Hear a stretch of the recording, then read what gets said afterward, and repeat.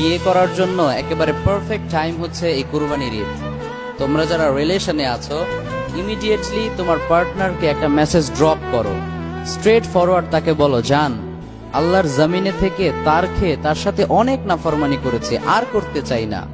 বাঁচবো তোমার সাথে, মরবো তোমার সাথে, বাট হালালে থেকে মরতে চাই, হারাম অবস্থায় মরতে চাই না। লেটস কনভার্ট আওয়ার রিলেশনশিপ, চলো এটাকে হালাল করে নেই। আল্লাহর উপর ভরসা করে তুমি যদি হারামকে হালালে কনভার্ট করো, আল্লাহর কসম করে বলি তিনি তোমাকে অবশ্যই সাহায্য করবেন ইনশাআল্লাহ। So brothers, take this message seriously. আর কয়েকদিন পরে যেহেতু কুরবানির ঈদ, এই চান্স কিন্তু মিস করা যাবে না।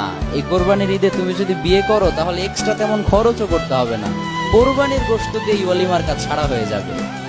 Am I right or am I right? So this is the perfect time to convert.